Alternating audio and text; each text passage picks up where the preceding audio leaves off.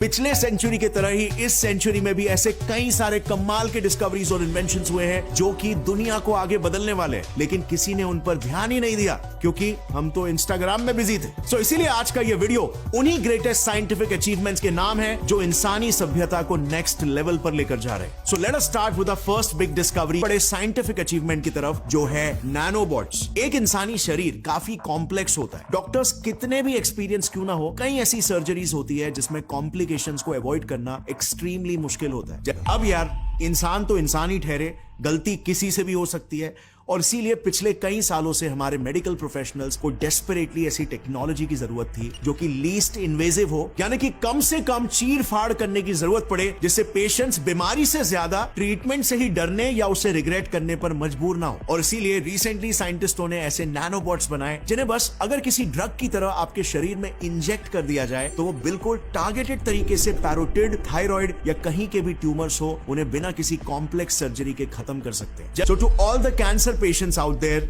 मैं बस आपको इतना ही बोलूंगा, जस्ट हैंग इन देयर। बहुत ही जल्द आपके कैंसर को ठीक करना एक पास के क्लिनिक में जाकर इंजेक्शन लगवाने जितना आसान होने वाला है। खैर, now let's move on to the next big achievement, जो है miniature nuclear batteries.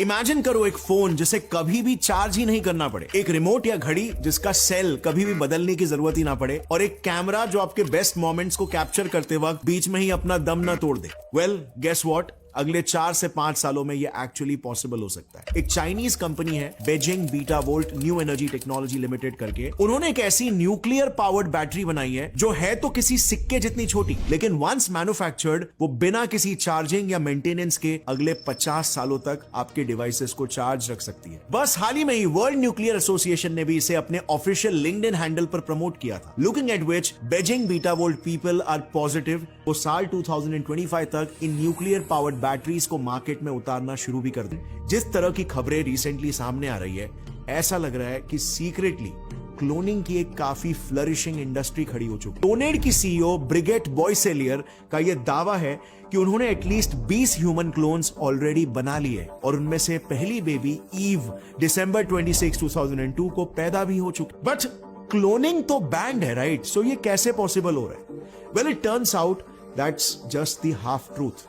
Firstly, human cloning सिर्फ 46 कंट्रीज में ही बैंड है out of total 195 countries that we have now, और इसीलिए क्लोनेड ने भी ईव और बाकी के क्लोन बेबीज को अपने होम कंट्री यूएसए के बाहर डेवलप किया।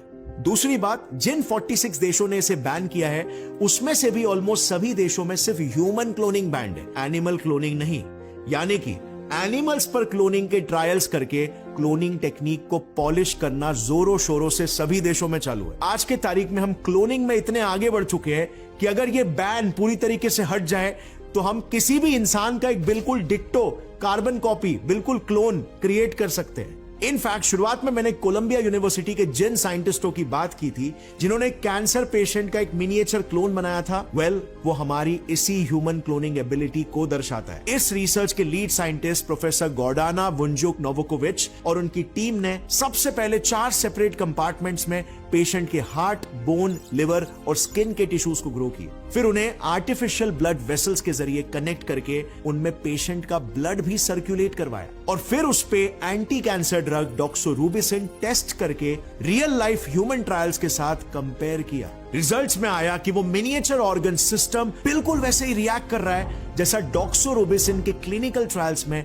एक असली इंसानी शरीर करता है। यानी कि अगर एथिकल कंसर्न्स ना हो तो we are this close to becoming God.